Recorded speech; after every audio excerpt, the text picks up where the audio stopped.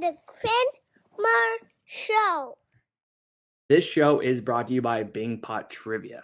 How many times have you been to a trivia night where it just felt like somebody reading questions? Well, Bing Pot Trivia prides themselves on bringing high-energy, dynamic hosts to every event. The show leans heavily on visual elements. Their questions are designed to make you laugh or roll your eyes, while also challenging your knowledge on pop culture, high school science, culinary arts, and everything in between. Their typical show runs 5 rounds, including a photo round, general knowledge on pop culture, riffs on different game shows, absurd 50-50 questions, and a super sweet music round. Check out bingpottrivia.com today to book your trivia night. Again, that is at bingpottrivia.com. Tell my boy Danny that your friend Quinn sent you. All right, let's get on with the show.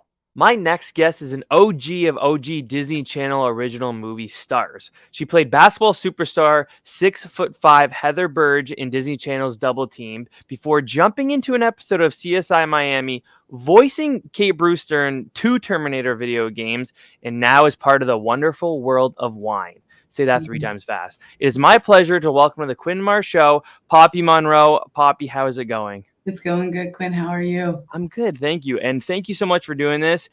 The people listening and watching have no idea how long we've been trying to set this up. Not 90% of it was me having to bail a couple times. But yeah, we have definitely been working on this for a while. So yeah, thank you again for joining me. Absolutely, glad to be here. So I just want to dive in right away, just like to a young Poppi. So you were born in Van Nuys, California. Yeah. What was a young Poppi like? Like, what were your hobbies? Sports, reading, video games? Like, what was in the mind of little Poppi? That's a really good question, actually. I grew up in a very unusual family. My dad was a psychic. And so our house was the center of his world and his business, and his clientele came to see him. So most of little me in my life was in this very interesting mix of people coming and going. There was a very colorful array of human beings in our home at all times.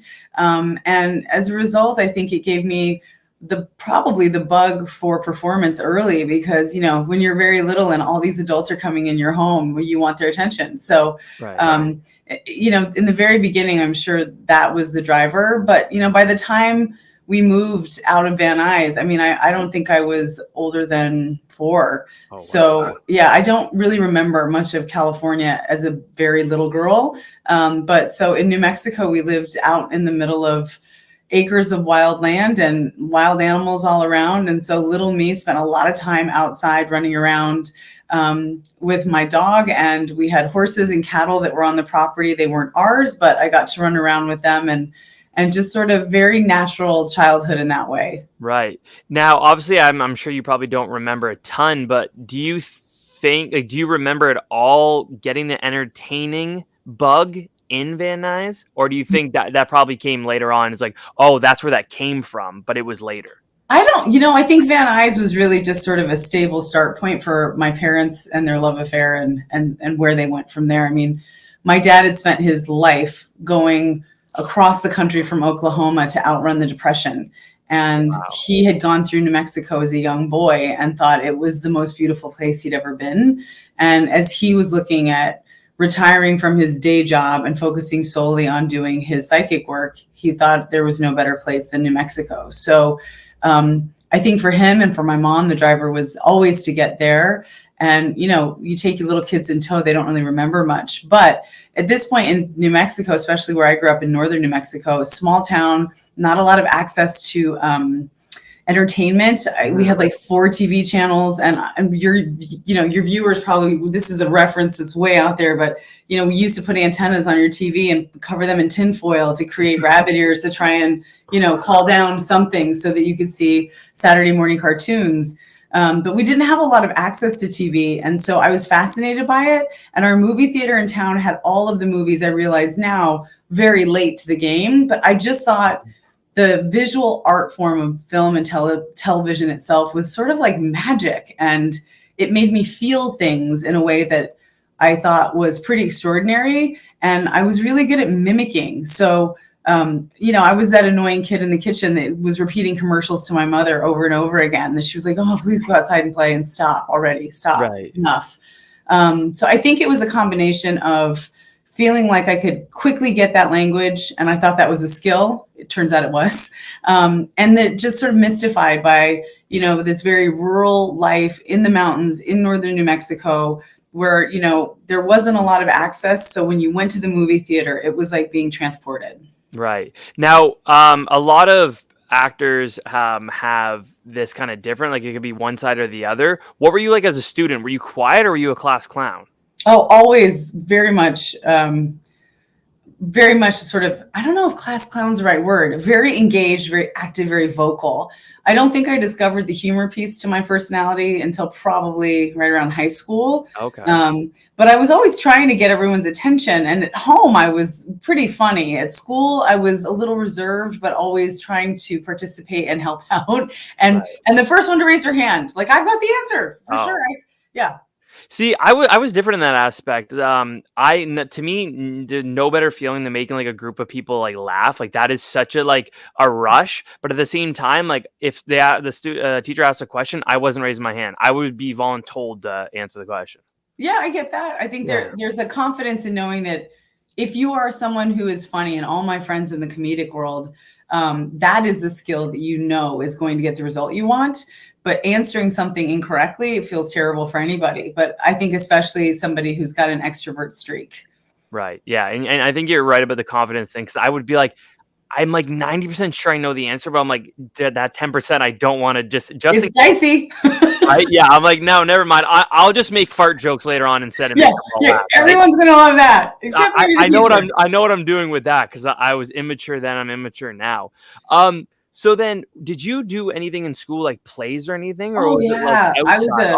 Inside school too. Oh man, I was a drama nerd from the moment I understood there was a stage to get on, and I was a dancer from a very early age. My sister as well. So we were really performance-based kids, and where I grew up, while rural, is a big art town, so there are a lot of artists and musicians in the town.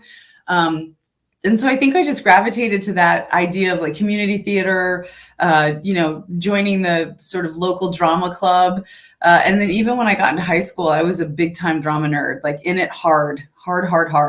Now, were you more comedic or were you more dramatic? At that point, I was whatever I could get. I just, I loved the feeling of that connection. It's like a connection of perfection when, the writing, the moment, the other actor, and all of it comes together in a way that it just feels like you're almost out of body and watching what you're doing. Like that feeling to me felt like just, yes, this is right. And this is where I want to be.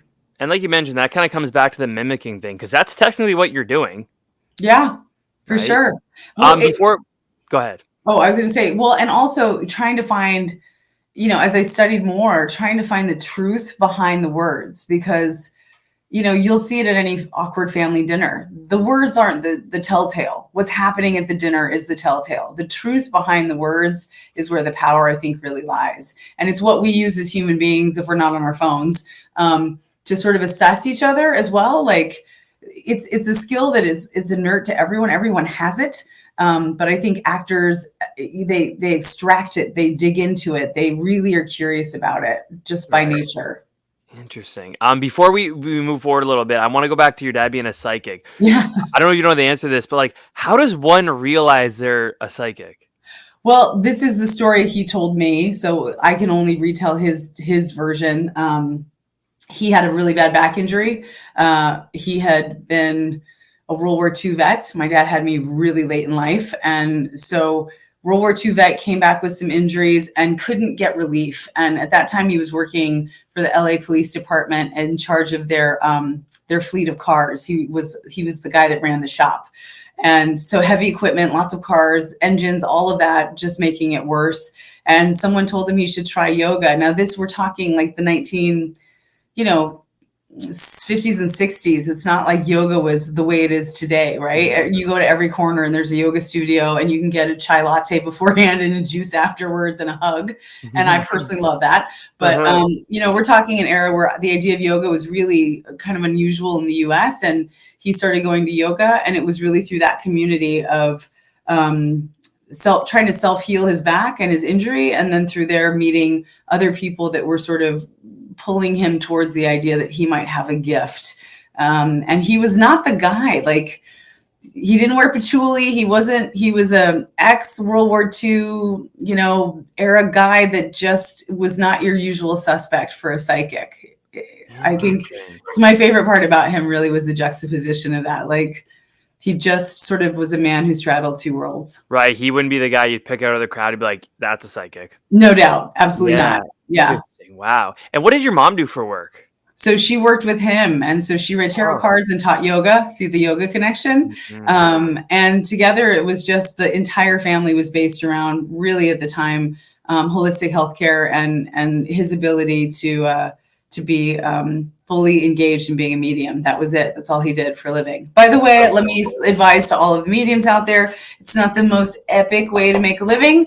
That's, you're fully at the behest of the people you're serving, and sometimes that can go great and sometimes not so great. So economically, probably not the smartest plan in the world for a man who came off a paycheck with a pension.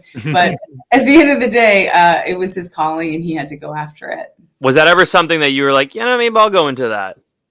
No, I think I found it to be really unstable. It gave us a lot of economic instability as a family. And I looked at sort of the community of people with all of the good intentions. There wasn't a lot of drive for anything very earthbound. Like, everything was astral bound, right? Like, all the conversations, all the things, all this sort of connection to your soul and where we're going and what we're doing and why we're sick and all of that it's great. And it's still a lot of how I live my life, but needing to have 2 feet on the ground was the driver for me. And my dad and I talked about that a lot. He kind of got lost in the astral world, he would say. I feel like that'd be pretty easy, because if that's all you're surrounded around 24/7, it seems like, then I think that would be a pretty easy thing to happen. For sure. And it's a weird slippery slope because, it's in some ways you can do an amazing amount of work. He did great work, but in other ways listen, in New Mexico where I grew up, everyone's dad did weird stuff, right? We didn't have firemen and cops at the first grade parade. It was like, my dad is a beekeeper and my dad raises honey and quinoa and my dad makes soap and my dad's a psychic. And so it was much more normative when I was young. It wasn't until I got back to California and I started dating and sort of getting into the world that I was like, ooh, we're unusual. I didn't realize that we were unusual. Right. And you said you had a sister, right? I do. I have an older sister. What does she do career-wise? Right now, she's a single mom and she's just slugging it out in the hard reality of corporate job that gives her benefits and helps her raise her boys. But she's a creative as well. That's really never had the full agency to be able to go after that dream 100%. Right. Interesting. What you guys are definitely an interesting bunch. That's for sure. It's not usual. No, but that's the most fun part about it, that it's not. Yeah, I hope so. I mean, for me, it's interesting too, as I've gotten older, the world has met my childhood, right? Like, health and food and meditation, and these are all the tenets of how I grew up. It's not unusual to get your astral chart done and see if your sign matches your partner's sign. And these are the normative things that are happening today in a way that I find really amusing, because they were certainly not normal when I was younger, but I like it. The rest of us are just playing catch up now. Well, we're just right on time. That's what that means. Yeah. Good point. So you talked about how much you were into drama and everything in high school. When did it go from doing like plays and everything to, like, I'm going to say you probably started with commercials and little parts, and then where you gradually moved on? So that's an interesting story as well. When our family ended up moving back to California right before like mid junior high. And it was a little bit of an interesting jump for me, because going from a very small town with one main road, and when I left my hometown, there was like one stop, like one of those lights that like hangs on a cord in the middle of the street, to go into California and not remember anything about it, just that it was big and there were freeways everywhere and it was a bit overwhelming. I struggled to find my feet. I did not enjoy school very much. Once we got, as my dad said, to the land where everyone would look more like me, it didn't quite fit me in a way that everyone thought it would. And I made a couple friends through dance class. And one of those girlfriends, when I was 15, asked me to go with her into Hollywood because she wanted to audition for a band video. And she's like, you're a dancer, come with me. My mom's going to take us. And so we went, me and her mom and my dad, to Hollywood to be in this music video or to see if we could get in. And we got into the music video, and about, I don't know, an hour and a half into waiting for the music video to begin filming, one of the dancers apparently got injured. And so they decided to audition all of the extras. And I ended up getting hired for my first job out of a pool of a couple hundred women. Wow. And that was the first time I'd ever been in professional makeup, had my hair done, put in costume. And you take a creative nerd and put her in a position where she feels super sexy. I was like, yes, I look hot. It was like a great moment for a young girl to try and sort of see like, ooh, there's something here that I don't know about. And this is fun. Like, I loved it so much. And that day changed my life dramatically. The lead guitarist of the band decided that he should tell my dad I should model. That turned into me going to an agency the week after this video. And, at this point I was,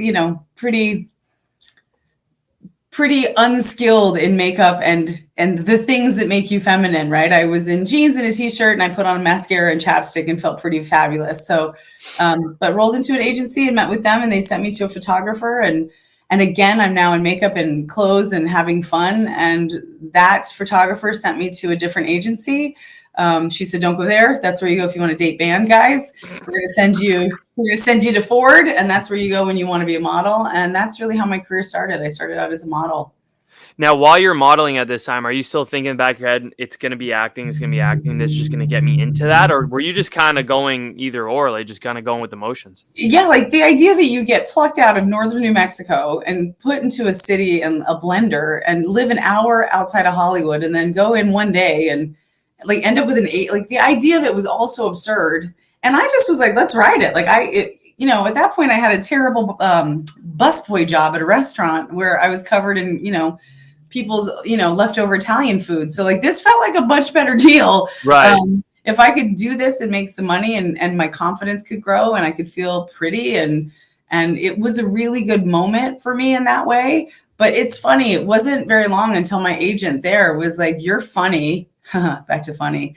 And we're going to start sending you out for commercials. So I started doing commercials probably a year and a half into modeling. And once I started doing commercials, it was on. Like I turned into quite a force on the commercial front. It was just, it was a really good thing for me. The idea that like, it wasn't just on how I looked. It was very much on what I could bring to the table, if you were. Like I got to, like you, open my mouth, not in school, but in a room full of producers and actually advocate for the role or myself or what I thought this could be. I had a lot more fun with that than I did as a model. Modeling was a very sort of anxiety driver. It's like you have no control over anything. You're always in places where you don't speak the language for, months at a time. And you're a kid. You're like 16, 17, 18 years old trying to figure out this big world. And acting and sort of commercials were really like, I like this. I like this more.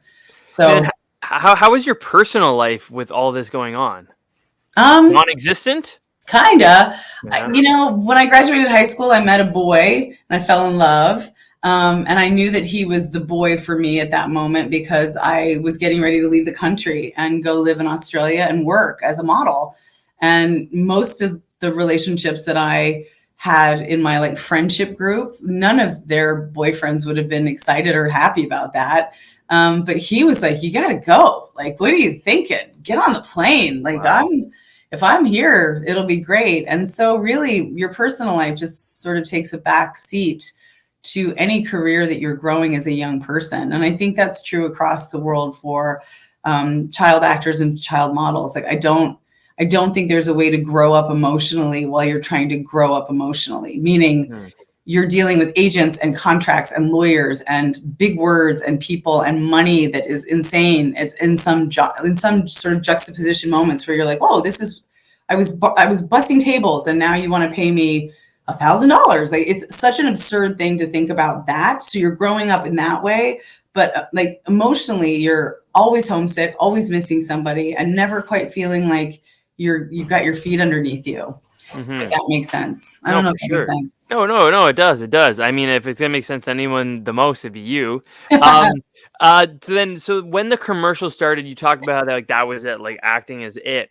The first credited role I found for you is in a movie, I think it was called A Pig's Tale. Oh my Now, God, you did your research well. yeah. Now, was there anything like before that like not a lot of people know about, not just commercials? No, I mean, we were doing, me and some of my friends were doing a lot of work in the sort of 99 seat theaters, right? Small theaters throughout Hollywood, and really just digging into studying. I studied method acting, and that was a 2-year commitment on its own. And so it was just constantly studying and trying to get in front of, live theater audiences at the time. So that was my first film role ever. And it was interesting because I had just come back from Australia, funny enough, when I got that role, and had no idea what was in store for me, but it was a good experience. At the time, was it live theater or was it movies like on screen you thought would be like the thing? Well, I remember having a very honest and frank conversation with my agent at the time, who basically said, stay in LA while you are young and go to New York when you are not young. The theater is more forgiving for women as they age. And unfortunately, there's a lot of truth to the fact that I think a woman over the age of about 34, 35 in Hollywood is kind of in a no man's land. There's not a lot out there for them unless they're going to self-produce and make something happen. And that hasn't corrected yet. There's a lot of conversation around it. But if you have not hit in a famous lane where you are able to drive your own show, if you will, you sort of hit this weird cliff and you go off the side of it. And honestly, had I not hit that cliff at the same time that the economy crashed in, 08 to 010, I don't think I would have stayed in LA. I probably would have gone to New York at that point because my ex-husband was a New Yorker. So that would have been a very easy pull for us. We went back and forth all the time. But it was a perfect storm. You had a writer's strike and a Screen Actors Guild strike, the economic crash, housing crisis. And, I just happened to be at that ripe old middle age of 30, like 34, 35. So Talk about being psychic. That's weird. I don't know. You called it. So then obviously after Pig's Tail, the Disney Channel original movie Double Teamed. Now, like I said, you played a real life Heather Burge, and just Disney Channel original movies in general weren't what they are now. It's like people are kind of standing on the shoulders of movies like Double Team, Smart House, Xenon, and everything. So at the time, did you like know much about Disney Channel like movies? Obviously, Disney Channel as TV shows were its own thing, but movies, they were different then. They were different then. I think that was sort of the golden era of the Disney film moment. And I don't think you could recreate it today. There's too much streaming there. The difference, and you remember, is that, these movies would come out and there was publicity and press for them. And you were waiting as a kid for these movies to release. And it was a really smart setup for the time and place because it created the very first, if you think about it, in-home movie experience for a lot of kids. And allowed them to center themselves around, that when that movie dropped on Friday night. And I was sandwiched in between The Luck of the Irish and High School Musical. Yeah, see? So like, and that's such a weird spot to sit in as well. Yes, it is. Right? Because those two are completely opposite of one another. They really are. And, it's interesting because Annie and I, who played my sister in the film, we did a podcast last year. And the conversation that really, I think, stuck with me was how forward it was of Disney to invest money in a story about two girls that was centered around sports. Mm-hmm. Sorry, I have a dog. It's okay.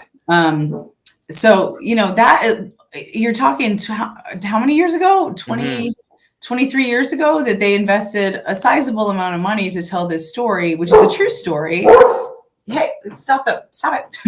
And it was really about sports. There was a boy, an auxiliary boy in the movie, right? You got to have a crush somewhere. Of course. But really, this whole movie was about the drive and determination of, women's athletics. And it's not lost on me that not even a month ago, we've seen what women's basketball has now become in a way that no one could have imagined that 23 years ago, right? You wouldn't have taken a look at what's happened in this very relatively short amount of time. And you kind of being like outside of that now, you must watch that and be like, that is so nice, and like just like an amazing feeling that I was part of that 20 plus years ago, way before its time of like, I mean, we should have been paying attention the way we are now. Back then, no one was, but like, or people weren't just as much, but like, you must just sit back and be like, it's so gratifying that like we were doing that then. Yeah, it is, again, it's interesting to be driving something earlier than the arrival date will allow, right? Mhm. Like, and women's sports, I mean, there's some amazing athletes out there, but it wasn't until, this moment, right? It's Caitlin Clark, right? Yeah, she Yeah. is disgusting. She is so good. But I mean, we're having this moment where everyone knows who she is. Everyone's invested in where she signs for the WNBA, which, Mhm. the Bird sisters started out with the WNBA when it began. And so it's an interesting, for me, it was kind of a full circle moment to watch that game. It's a Right. shame that she lost. But that legacy of a career that has been put in place, not just for her, but for the coaches and the team and the rest of the players, it signifies, I think, a shift in the way we put value on the roles that women are allowed to have. And I think that's kind of incredible. And it's nice because no matter the result, it will still get talked about. Yeah, absolutely. And it should. I mean, her career, I hope, is long. And more importantly, that conversation that, we're all having about her is perfectly timed. It's exactly where it should be. To me, social media wise, this year, I felt like there was so much more coverage on the WNBA tournament the NCAA tournament than there was on the men's, which was amazing. I like That's shocking. maybe it's like who I'm following and everything, but I just felt like I saw so much more of the women's NCAA than I did of the men's, which is Well, and this awesome. is theory, and it's only my thoughts or musings about it. But if you've watched women's sports in totality over the last 5 years, and you've seen, or 10 years really, you've seen like Megan Rapinoe and Abby Wabach and all of these soccer stars that are driving conversations around, pay inequality and women getting more airtime and the amount of medals that they're winning and what they're bringing home comparatively to the men's teams.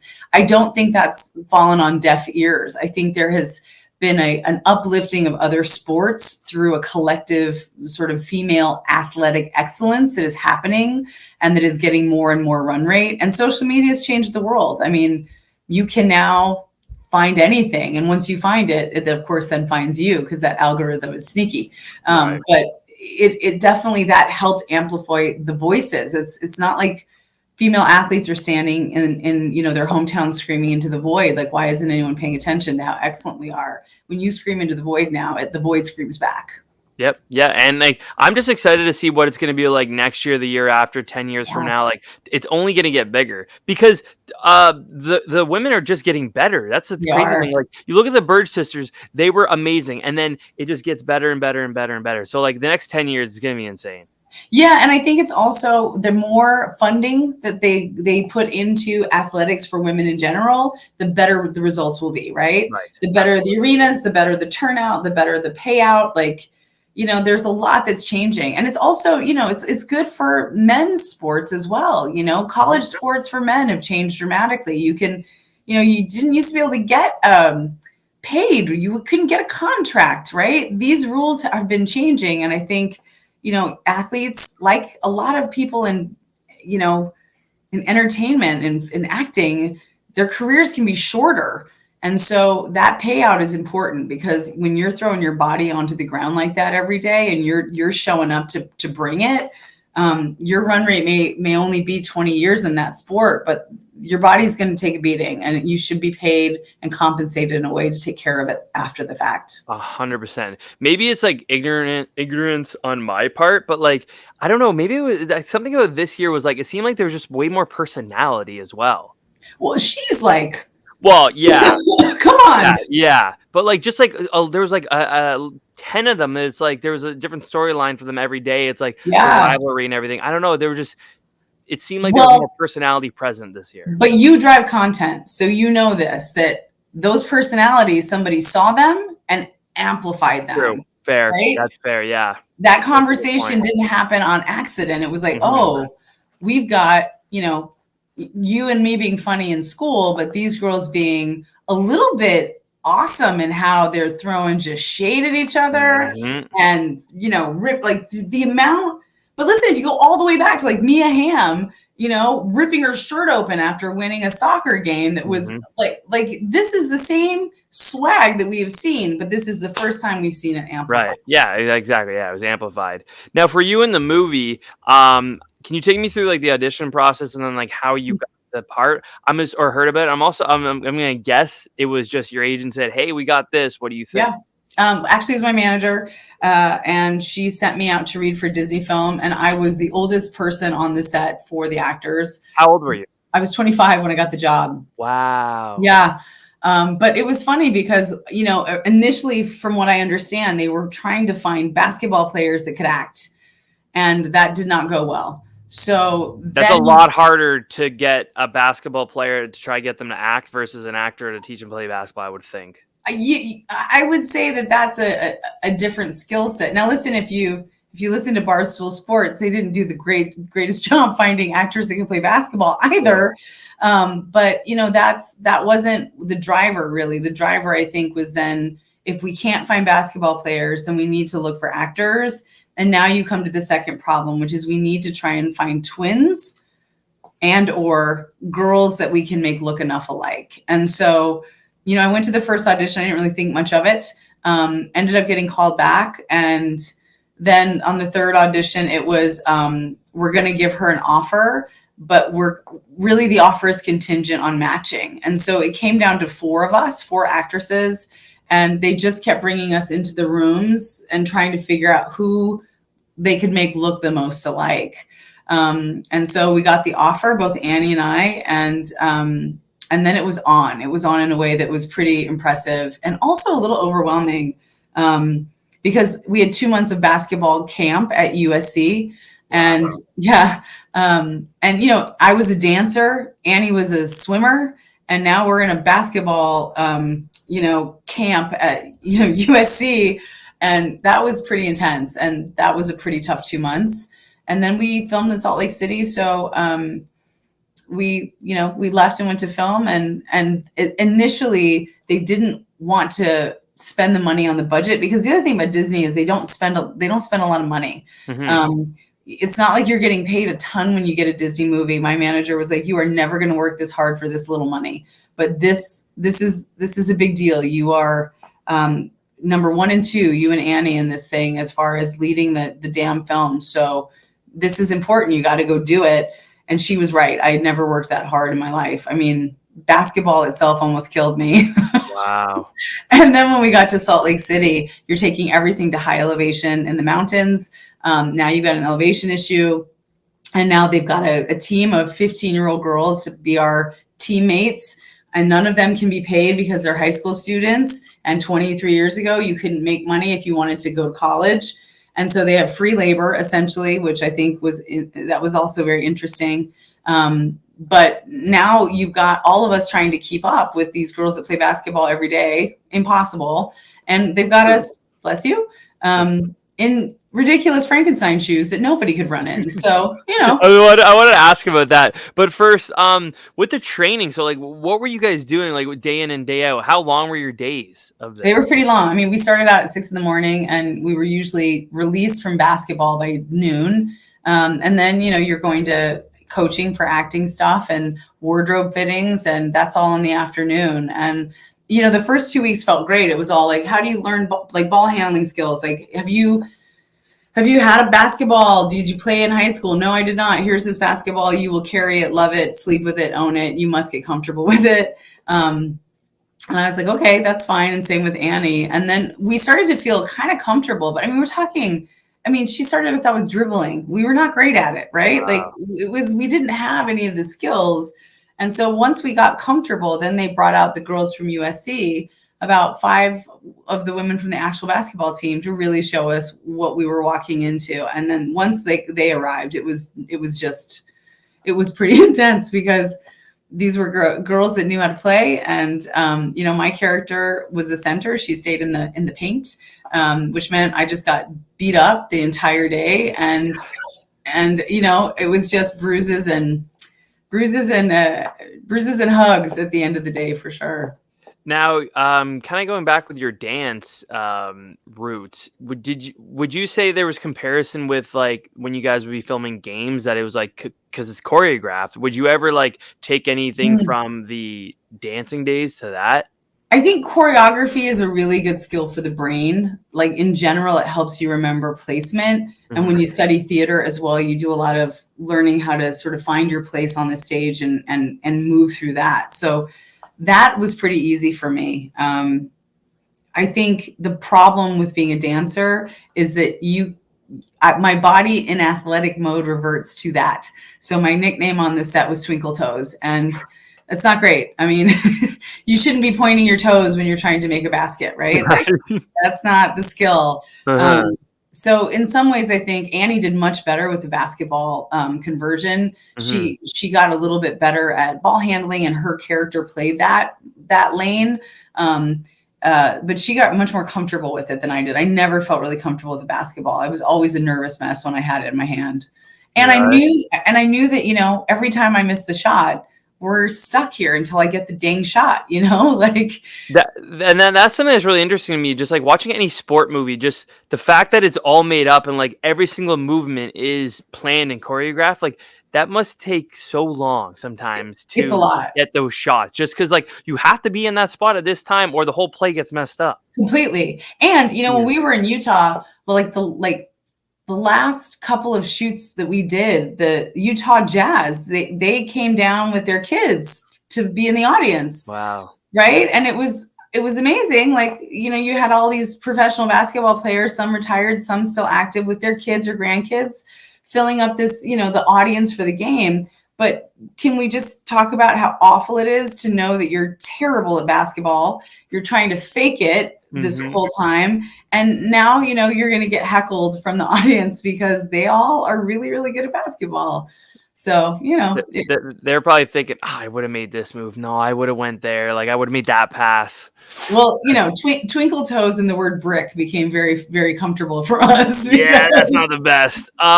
Did you guys get to like actually meet the real life sisters and like? No, really? No, I asked to contact Heather, and so Heather and we emailed a lot before I did the film. But I don't know if Annie emailed Heidi or not. I'm not sure. But it was really important for me to understand a little bit about who Heather was and what the driver was for her. Yeah, because like that'd be really tough to get like I know you can watch video and everything, but like the mannerisms, just like you're not getting that from emails and like how she talks. Again, there's video, but like it's not the same. No, and we didn't get to see a lot of them in conversation. We saw a lot of videos of them playing basketball, and that was great. But I would have really enjoyed being able to at least sit down with both of them once. But that's sort of the way the cookie crumbles. Right. So you and Annie kind of had to, in a way, create the chemistry between the on-screen sisters versus real life. Huh. Yeah, and there was something, Annie has a sister who's older. I have a sister who's older. And there was something very interesting, I think, about really clicking into the idea that that we knew what sister chemistry looked like, but that it would be very different for these girls because they were twins. And that if you've spent time with twins, there's a place where they sort of are almost one human. It's like, and so the pulling apart of these characters, I think, was probably pretty intense for the actual women, and they highlight that in the movie a little bit about Annie sort of breaking away and trying to create Heidi's individual self outside of the twindom. But I think instinctually we both knew that we had an onus to create a believability when it came to the love and the competition that these sisters had for each other. Now, you hadn't played a real life person before, so how much more daunting was that once you realized, hey, the only stuff you're going to get from her is emails? I think the beauty and the sad thing about any film is that every day you're spending a ton of money, and at some point, right, production is expensive, right? Whether you're in pre-production or in production heavy, at some point, all of it becomes just work, and you kind of have the grace of having days that are long, having so much to do that your fear about doing it incorrectly is replaced with the need to just get in and do it and make a decision, make a choice, and try to make the best one you can. And listen, we had two excellent actors play our parents. Mackenzie Phillips is one of my favorite humans, and also had been a child actor, right? She had been famous as a teenager, and Nick Searcy is just a force of nature when you watch him perform. And so, in some ways, it really became this lovely little pod of the four of us trying to really create a family dynamic. And that was important, but also for us as actors, we became a little pod as well. Like it became lovely, this little family that we had built. That's awesome. Yeah. Did you talk to Heather after the movie premiered and if she had seen it? I'm trying to think. I don't know. I don't know if I emailed her after, because when I got back from the premiere, I was coming home to get married. Oh, wow. Yeah, and I came home and it was just on. Like and it was weird. I will say this is also what's interesting about that era of Disney movie. Everything PR wise was huge. And I went to the sort of big outdoor mall in Century City to look for wedding shoes, and got out of my car and started walking. And this is where I think it's a different era. There were life-size posters of me and Annie everywhere. Like I just walked into like the overwhelm of, for the first time as an actor and a person who'd been, at this point over a decade in a career where you've been sort of seen, getting chased out of the mall, and not knowing that it was going to happen. Like there was no communication around it. And Annie was at UCLA. And she went back to school to finish school. And that her sorority did a big viewing party and did a red carpet for her. It was very sweet, but it was a lot of notoriety that came very quickly after that. And I don't think Annie nor I were prepared for what that would look like. It was a bit overwhelming. Now, it's obviously a lot different now, where I feel like once you get into the Disney Channel family, it's like, okay, here's another 3 movies. You're going to start singing now. Here's a TV show. Yeah. Now, what was it like for you guys then? Was it like, hey, once you do this, there's a whole bunch of other stuff waiting for you on the other side? I mean, once the movie was done, my manager was just... It's interesting, the timing of how the world works. We were on fire, if you will, right? Like we now all of a sudden could get meetings anywhere, and I'm trying to get married, and Annie's trying to finish school. I did another Disney movie after that. And, here you go, you just roll in. But I think it's all about timing, right? High School Musical dropped next, and that movie just went into, the stratosphere. And again, had a culturally relevant moment, right? It's like pre-Glee Club stuff, but it's, you've got your lead character singing and dancing and opening up the idea that itself is also a great creative outlet. But yeah, I just think the timing of it could have gone either way. It went there and it sort of ended there in some ways, as it does. Yeah, I don't know, obviously a lot more behind the scenes than I do, but it seems like you were in just the sweet spot of that. Like if you take a Demi Lovato, for example, the way her career and just personal life blew up in obviously good ways and bad ways is so different than it might have for you back in the early 2000s. It just the timing and everything just seems so different in I don't know, 6-year span, which is nuts. Really. And I also think this, when I think of a Britney Spears or a Demi Lovato or any of these younger Amanda Bynes, right? A lot of that Disney churn out, Justin Timberlake was another one.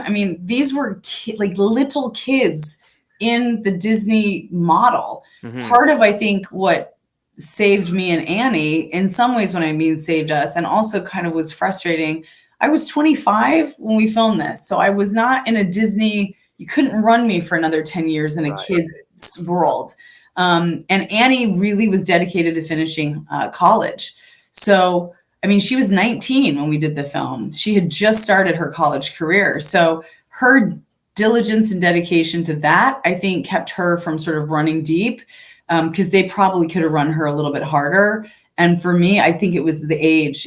Had I been younger, it probably would have been a different conversation. But after I did the second Disney movie, Disney wasn't calling a woman on her way to her late 20s anymore. It's like, no, I mean, we can fake things, but that's within reason. Right. I mean, and that kind of comes back to like the docuseries that just came out recently, Quiet on Set. Yes. I mean, had you been 10, 12 years younger, your experience on set could have been completely different. Yeah. And again, it sort of goes back to being a model that started my career at 15. That's still pretty young to start your career. But when I think of, kids that are starting their career as either infants or toddlers or 5 or 6 year olds, and it is a big business. You are responsible for a business in a way that is hard to explain. Like, people always think it's a really glamorous life, and there's some glamorous pieces of it, but you're up at 4 a.m. and you're on a set for 20 hours, and the turnarounds are tight, and you're responsible for not slowing things down. So you better make sure that you are in makeup on time, and your PA better not be trying to find you for 20 minutes. And that sort of business acumen doesn't even include what's happening in your lawyer's office, your agent's office, and everyone's getting a piece of your pie, right? Mm-hmm. Like, I'm getting paid, so my agent's getting paid, and my manager's getting paid, and so their advice is skewed, right? But you can't tell an 8-year-old whose mom is thrilled that they're going to make however much money for this, that this will be daunting, and you are going to get disconnected from normality and friends and things that keep you young. And I think it creates a really hard place to transition into adulthood, but also to find what is real. I mean, kids live in fantasy, as they should, but if all of life is a sort of a weird gilded cage, how you get out of that, I think, is really difficult. And there's not a lot of great examples out there for people that do it well. I think Demi Lovato's doing a damn good job right now, though. Hilary Duff's done a great job as well. She's been my celebrity crush since I was like 7, 8 years old. And she's like, if you look at her, like just her career in general, she did it the right way. Yeah. She didn't get sucked too far into that Hollywood like bubble, and then came out on the other side and is like just momming perfectly as well, right? Like she was still singing up to a couple of years ago. Like, she's someone who I think you look at that Disney Channel era and be like, she did it the right way. Yeah. And the unfortunate thing is there's not a lot of that, because there's the industry of economics supports the other way. It supports the Britney model, right? Just ring them out and get as much as you can. And Lohan for a while, and until she made a comeback. Yeah, for sure. Right. And still trying to sort of figure out where she lands in that comeback, because the other thing about being a kid actor, look at like the Culkin boys, and it's like, it's hard to shake that once you are identified as that. Right. That's true. Yeah. Everybody wants to be the known child actor until you get the downside of it.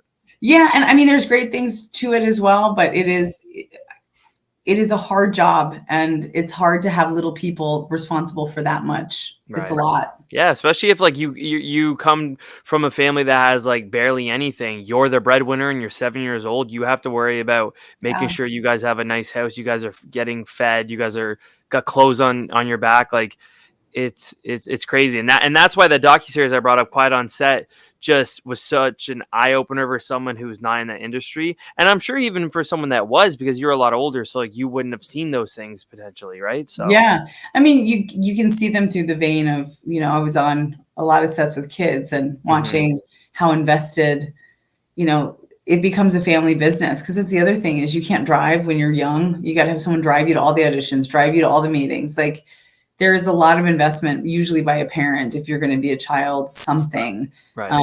And it's not an easy thing. I mean, Taylor Swift's family moved to Tennessee when she was like 13. Yeah. I mean, that's a big investment by a family. We're going to move to a different state so that you can have a shot at this thing. So. And then it doesn't, of course, it obviously doesn't always pan out the way it did for her. Now, I don't know how much you know about just Disney Channel original movies in general, but I had an epiphany the other day. Do you know Eddie's $1 Million Cook-Off? No. Okay, so it's about this kid Eddie who's like unreal at baseball. Then he starts to kind of like cooking, but then he has to start juggling between the two, and it ends up at the end either as his big cook-off show with Bobby Flay or his like the final basketball or baseball game. Okay. So I was thinking about that movie the other day because I really like it, and I realized that's literally High School Musical for cooking and baseball. Yeah. Yeah. And it probably is not as interesting to you because you didn't know the movie, but it's literally for basketball or High School Musical is basketball and singing. So it's funny that they use kind of the same model. I think it was probably about 6-7 years later, and High Hmm. School Musical went this way compared to Eddie's $1 Million Cook-Off wasn't like the movie like High School Musical was. Right. Well, Yeah, I mean, listen, if you look at most things, you've got script writers, right? Disney's got to they're churning them out, or yeah. at least they were churning them out for my era. I don't know how much they're releasing now with Ferocity, but you've got a lot of the same concepts that can get greenlit and you can get funding for. Hmm. You know, at the end of the day, it doesn't surprise me that there's and the moment we're in is a food culture moment, right? Every show, I can't turn on a TV show and be That's kids true. cooking, grandma's cooking, chops, best chef, top chef Bert. Like it's unbelievable to me. The greatest British baking show. Yeah, yeah. Spike, My fiance loves that show. it's fantastic. You can't help but feel good afterwards, and like you don't know how to bake a thing, but Exactly. it's they took the moment and they took a script that worked and they gambled on thinking that it might make a knockout for Well, them. and that's the thing. Like, if Eddie's $1 Million Cook-Off came out now, would it have done much better? Would it? Probably, Yeah, right. So like, yeah. you never really know. The last thing I had on the movie was the struggle of playing a woman that's 6'5". What kind of weird things were they doing for you guys behind the scenes to make you look so much taller than everybody else? Because I know you're definitely not 6'5", so it must have been a lot of crazy things they were doing. Yeah, I mean, so the first thing was everyone on the team and all of the actors and extras were all like 5'4". Oh wow. So you had a very sort of packed set of shorter people. You know, I'm 5'9". Annie, I think is 5'9" or 5'8.5". So we're moderately tall. But then you put us in 3-inch lifts and we're at 6 feet. And so I think you take that, you add camera angles, and you make sure that the surrounding participants are short enough that it's noticeable. Mm-hmm. And then you go after what's interesting is it was hard. The Bird sisters were really thin and very tall and a little bit in their basketball films, like they wore knee pads because they fell a lot, right? A little gangly, like a baby deer, right? Mm-hmm. Tall and thin and trying to find your way. Mm-hmm. And that would have been really difficult to get the physicality of, but wearing those shoes made it in some ways a little bit easier because the shoes were heavy. They made it hard to lift your feet. And so like maneuvering could kind of create a little bit of that feeling of like young and gangly bodied. And so that's really, I think, the trickery of making us look that tall. Interesting. Actually, this is the last thing I had on Double Team. I just want to get your take on like the popularity of the movie then during the premiere versus now, just like with the help of streaming services. Like, what have you noticed the last couple of years since Disney Plus was a thing? Well, I will say this: whenever the movie is playing, I notice that it's playing because I start to get noticed in public. And I guess that's a nice call out for sunscreen because I don't look completely different than I did. But, you know, I can notice it when I'm out where there's a lot of double takes and people staring at me and they're like, you know, 30 and then somebody at the table will figure it out. And then I'm like, oh shit, here we go. Like it's happening in a way that is actually kind of shocking this far after the film. But, you know, Disney was always sort of the king of rerunning things. So, you know, I used to watch the cycles of this a little differently. Now with streaming, I think people can access it more. Mm-hmm. But I also think there's a lot of conversations around the film itself. Some good, some bad. People have a lot of opinions about, you know, the sporting aspect of the film. And I think they're missing the entirety of what it was driving for. And, you know, listen, we had professional basketball coaches that were clearing everything that we did, even the faded travel / toe wiggle shot. Oh, the last shot, the slow motion. Yeah, I just saw a clip recently of someone making fun of that the time would have already went down. Is that what you're talking about? Yeah. Yeah. I mean, the amount of hazing we get over that scene, which, you know, you had two basketball experts on the set. Like, is it legal? Can we do it? Will it work? I think this will work as long as her toe doesn't come up. And it was a whole Megillah, right?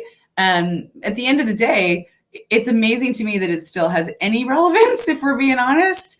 But I do think, again, that it's just par for the course of a momentary snapshot for girls that were watching that movie to think of themselves in a way that was different than just, in princess dresses, right? Like, and you had two very different characters in the movie approaching sports from a different place, right? My character was super intense, very driven, extremely competitive.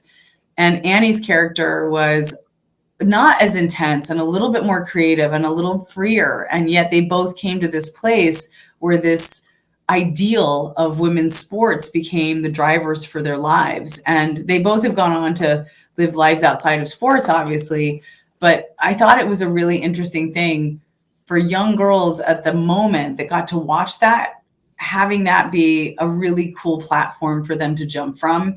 And that's really what I hear the most about it. How much they love that movie when they were a kid, and that's the reason they got into basketball, or that's the reason that they decided to sort of go for it. And that's an important place. I think it was a early representation of things to come.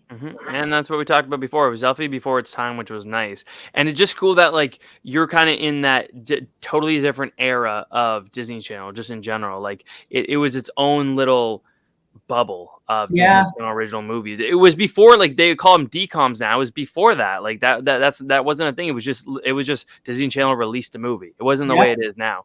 And we talked about Disney Channel movies in general. It's like the fact that High School Musical 3 was a theatrical release. Hannah Montana movie, theatrical release. Like it's just, the way that the next few years like took off was insane. It's pretty crazy. And I do think it's we haven't seen the end of the crazy, right? Like, I wonder where Disney will go. And we'll see. I mean, in some ways, again, back to algorithms, the kids have so much more power now than they did before, because they can weigh in on what they will watch in real time. Yeah. Kids didn't have that kind of power before. It's like whatever was served up, you had to eat it, no pun intended. But you didn't really, which is why some movies took off and some movies did not, because they had the zeitgeist of the moment for what kids were dealing with. And so now it's interesting because there's more agency for kids and there's more access.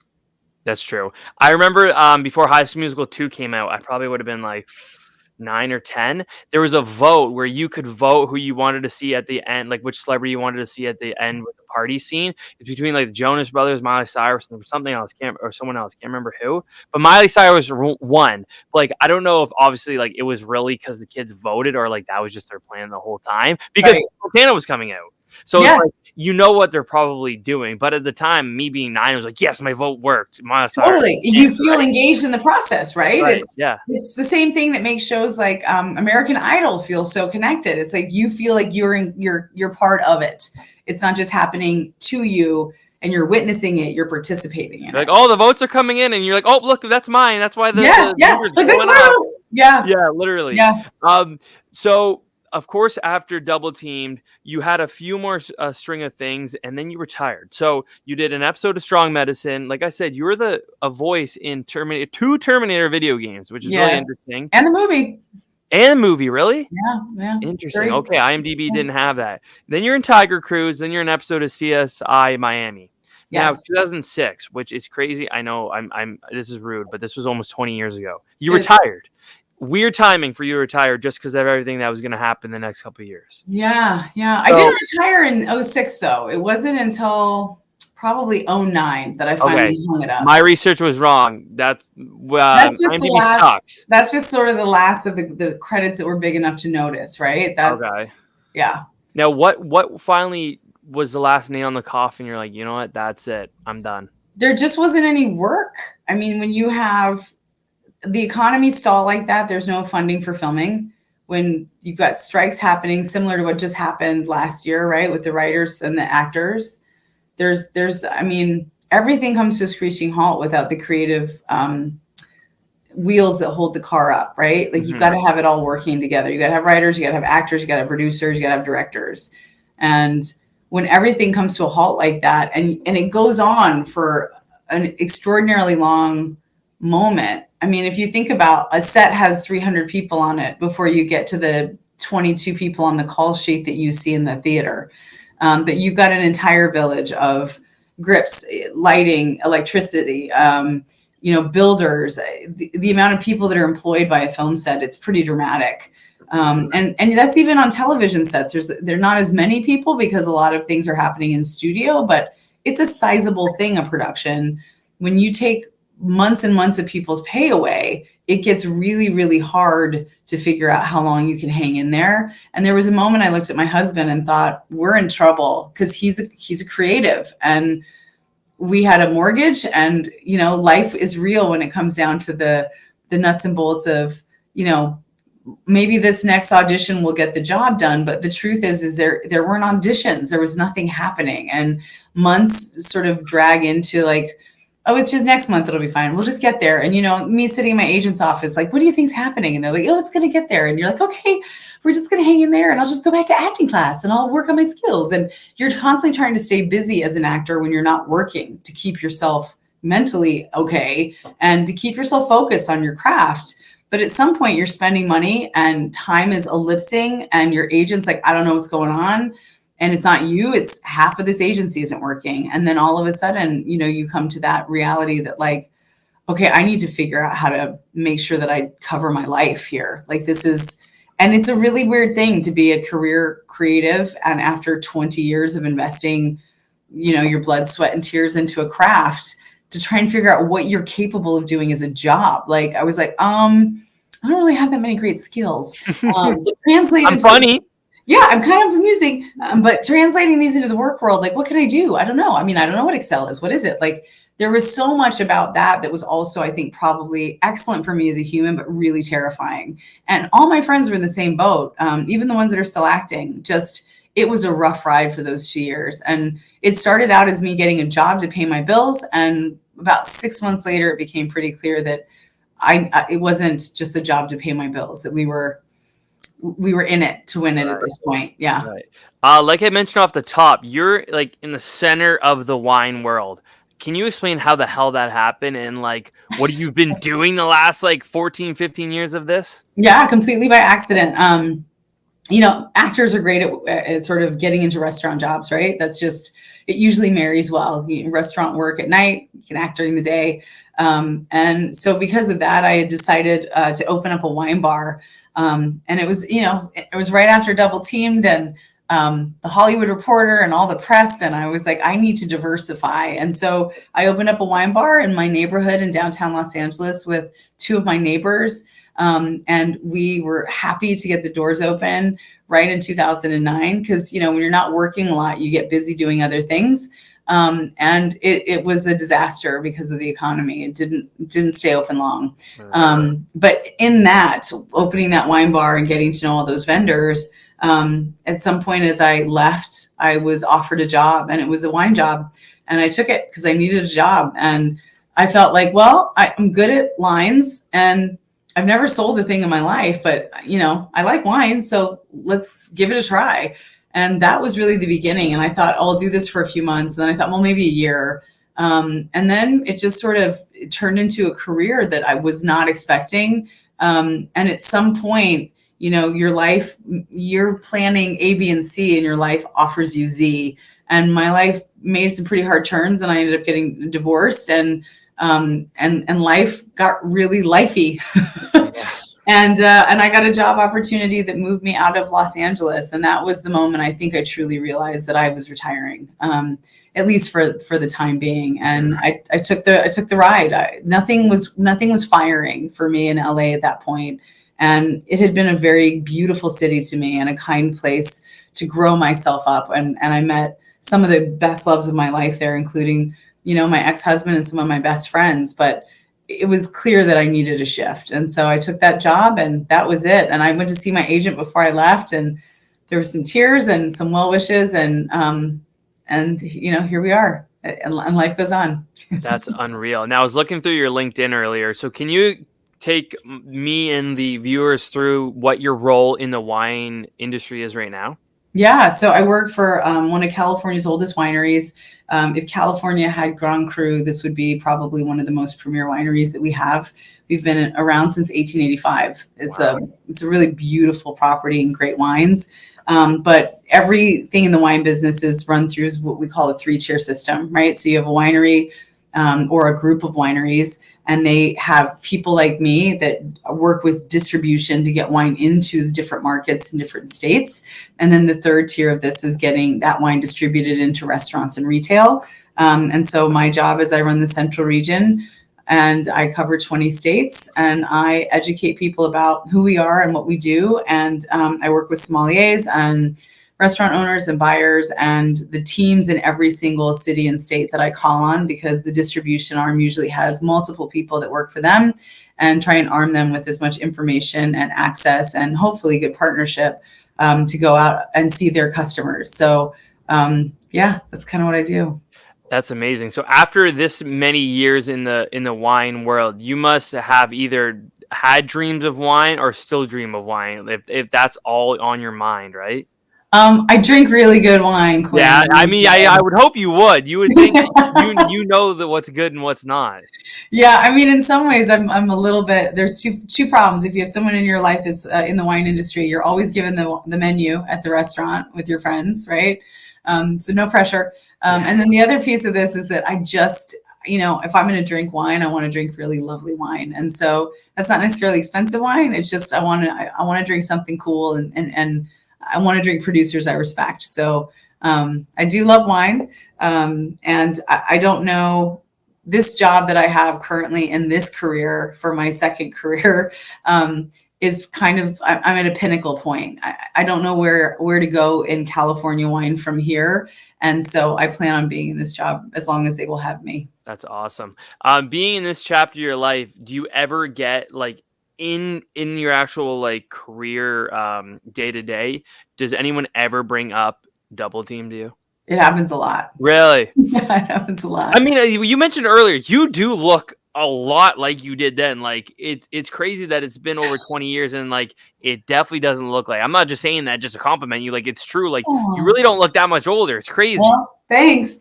I definitely am older, but yeah, no, it happens a lot, and it's interesting because I think it's a weird thing when it happens. Like I never expected to happen because.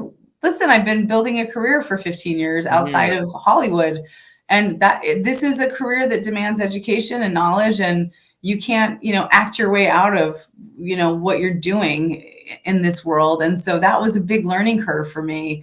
So when I think about the fact that all of that time and energy spent to try and educate myself and not be, the actress selling wine, everybody I know Googles now and so there's not a place I go to where they haven't Googled me. And there's a weird moment where like, the young people, and it just happened in Nebraska, like the young people on the team were like, "And can we say we loved your movie?" And no way. Yeah. Like, so, when it happens, it's sort of this weird thing where I'm like, that's great. I'm so glad, it makes me happy that the movie had some relevance for young people, because growing up is hard. Yeah. No, I don't doubt it. Last thing, and I swear I'll let you go and I'll stop bugging you. Disney comes to you tomorrow, Double Team sequel. Are you in or are you out? Oh man. I don't know, Quinn. I would definitely need I would need a basketball double. But I will tell you, let's say Annie's in. Then maybe, if Annie was in, maybe. But I will tell you this. I jokingly always say that The Golden Girls was one of the best shows that never has gotten a reprieve. So, I'm getting close to the Golden Girls age. Maybe I can find my inner Betty White and make this thing happen again. It would be amazing to see you two act in something again. Yeah. She's just a lovely human, Annie. Right. She really is. That's awesome. Well, again, Poppi, thank you so much for coming on here. I've been bugging you for over an hour, and I really appreciate you answering my silly questions. And then we finally got to do this. It's been a long time coming, so thank you so much for being patient with me. I really appreciate it. No doubt. I mean, listen, I knew we'd get there. I have a crazy schedule, and it sounds like you do too, but it just would be a matter of time, and we would find our way. Exactly. Well, again, thank you so much, and I can't wait for everybody to listen and hear this. So, yeah, thank you, Poppi. I'll talk to you later. Talk to you later. Bye. And that was the Quinn Marr Show.